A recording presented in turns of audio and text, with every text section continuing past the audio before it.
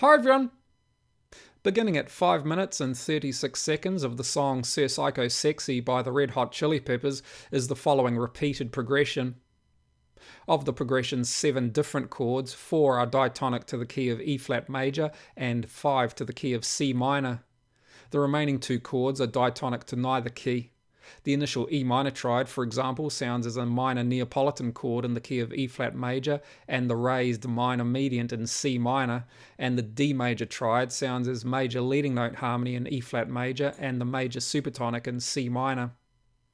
The G major triad sounds as major mediant harmony in E flat major, and although diatonic to both the ascending C melodic minor and harmonic minor scales, sounding as their major dominant, G major is followed by E minor harmony, thereby negating any feeling of the keys of C minor or E flat major. The progression, however, sounds coherent, suggesting the presence of other unifying elements, some of which may be explored using triadic transformation theory. At different positions along the perfect fifth axis of a tonitz are located together 6 of the 7 diatonic chords in a major key and its relative minor. Each diatonic grouping omits the leading note triad of the major key and the supertonic of the relative minor. Here, for example, because of this A note, the diatonic grouping of E flat major and C minor lacks D diminished harmony. Interestingly, adjacent to the E flat major and C minor grouping is that of G major and E minor, which contains the 3 other chords discussed earlier. While I'm not suggesting that the connection between these keys was part of the compositional process, it does give the 3 other chords a connection to themselves as well as a close relationship to the progression's remaining chords. Excluding the A flat major triad, the other triads also belong to 2 interlocking LRP loops, one around the note G and the other around D. These 2 notes are also part of augmented triads flanking the hexatonic cycles.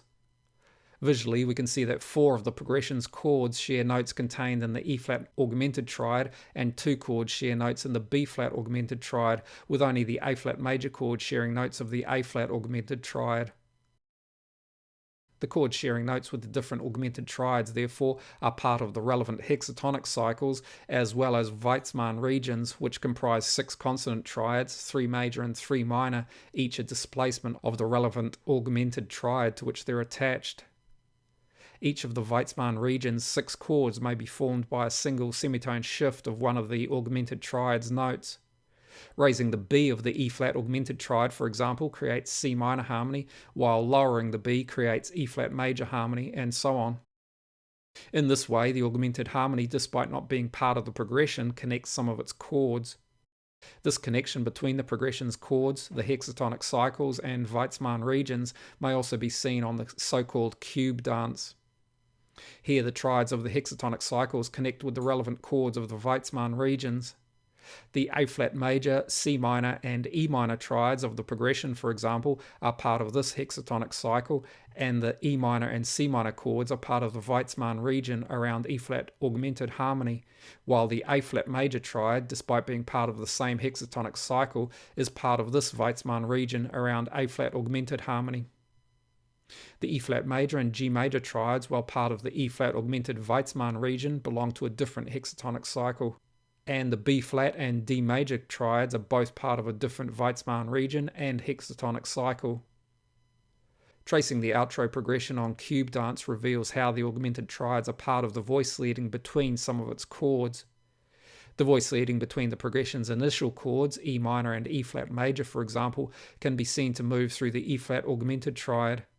The 2 voice leading shifts, taking both the E and B notes of the E minor triad to E flat and B flat of E flat major, are also shown.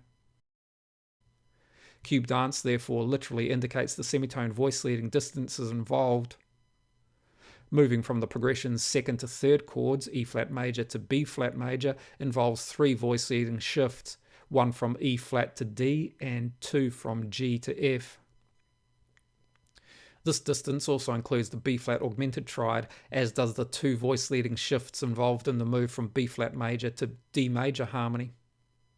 The move from D to A flat major harmony, whether traced clockwise or counterclockwise, involves 6 voice leading shifts involving either the E flat and B flat augmented triads or the A flat and C sharp augmented triads.